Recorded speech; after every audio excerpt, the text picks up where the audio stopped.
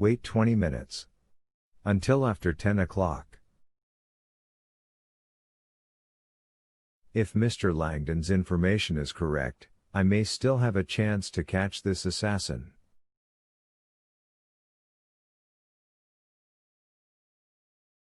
There is still a chance to preserve protocol and decorum.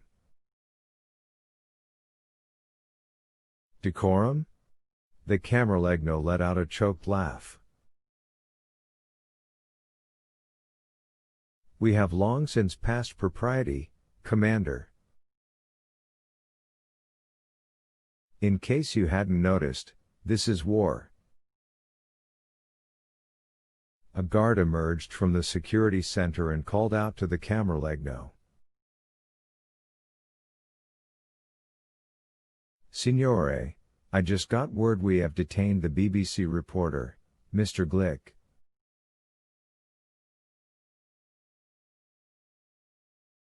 The Camerlengo nodded. Have both he and his camerawoman meet me outside the Sistine Chapel.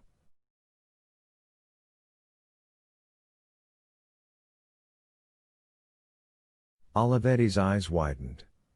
What are you doing? 20 minutes, Commander. That's all I'm giving you.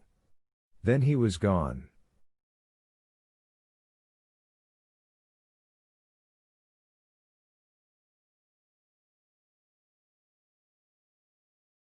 When Olivetti's Alfa Romeo tore out of Vatican City, this time there was no line of unmarked cars following him.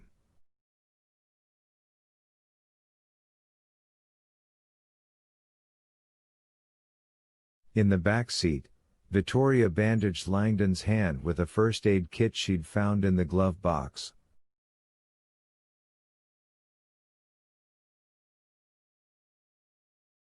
Olivetti stared straight ahead. Okay, Mr. Langdon. Where are we going?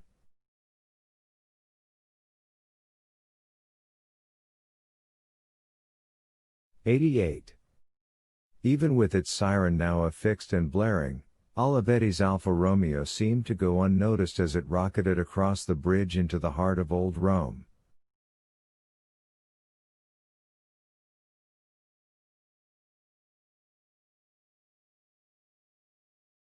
All the traffic was moving in the other direction, toward the Vatican, as if the Holy See had suddenly become the hottest entertainment in Rome.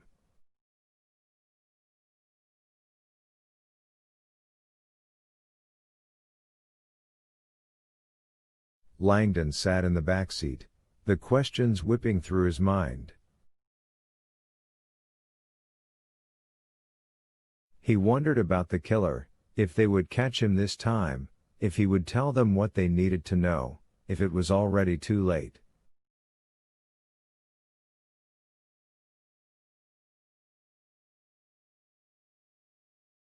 How long before the Camerlengo told the crowd in St. Peter's Square they were in danger?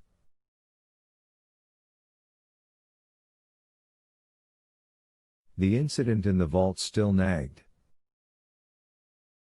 A mistake. Olivetti never touched the brakes as he snaked the howling Alfa Romeo toward the church of Santa Maria della Vittoria.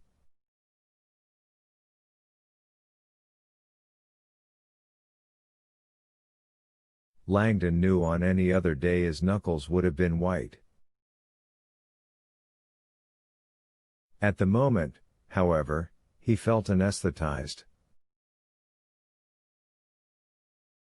Only the throbbing in his hand reminded him where he was.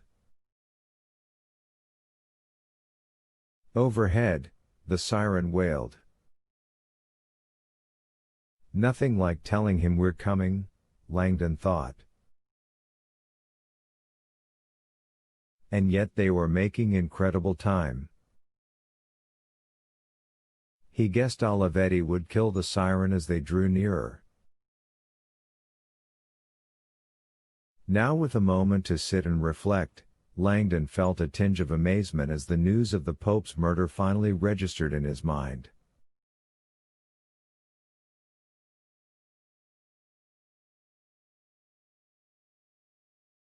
The thought was inconceivable, and yet somehow it seemed a perfectly logical event.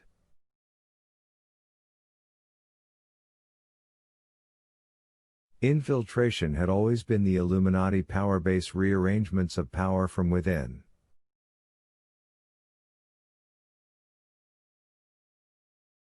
And it was not as if popes had never been murdered. Countless rumors of treachery abounded, although with no autopsy, none was ever confirmed.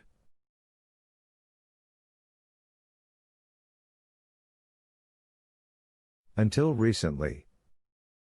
Academics not long ago had gotten permission to X-ray the tomb of Pope Celestine V, who had allegedly died at the hands of his overeager successor, Boniface VIII.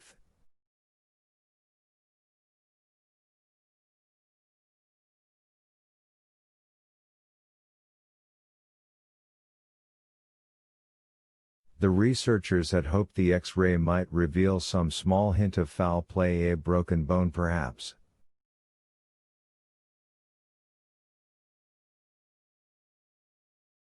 Incredibly, the X-ray had revealed a 10-inch nail driven into the Pope's skull.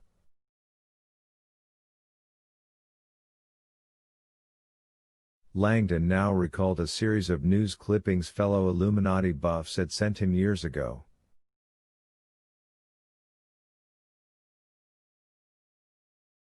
At first he had thought the clippings were a prank, so he'd gone to the Harvard microfiche collection to confirm the articles were authentic.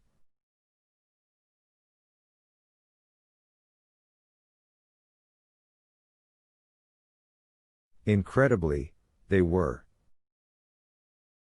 He now kept them on his bulletin board as examples of how even respectable news organizations sometimes got carried away with Illuminati paranoia.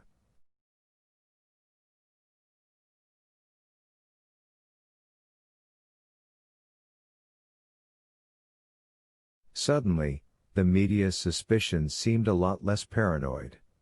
Langdon could see the articles clearly in his mind.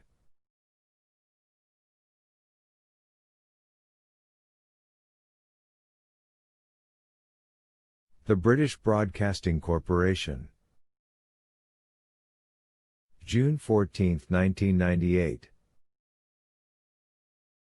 Pope John Paul I, who died in 1978, fell victim to a plot by the P2 Masonic Lodge. The secret society P2 decided to murder John Paul I when it saw he was determined to dismiss the American Archbishop Paul Marcinkus as president of the Vatican Bank.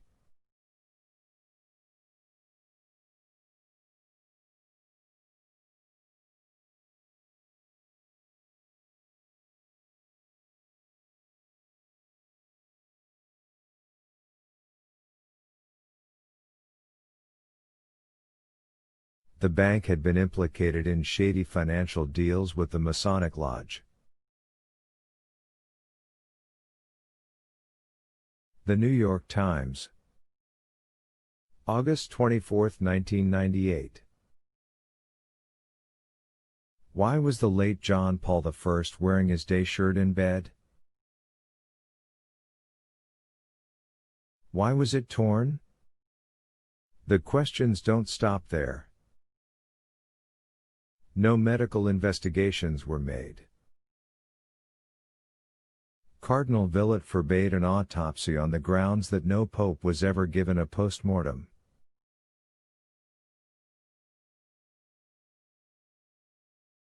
And John Paul's medicines mysteriously vanished from his bedside, as did his glasses, slippers and his last will and testament.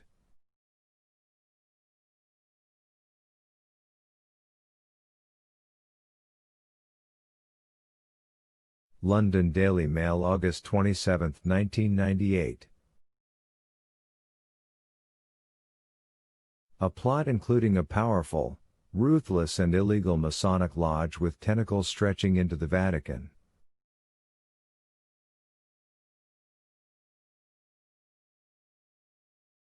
The cellular in Vittoria's pocket rang, thankfully erasing the memories from Langdon's mind.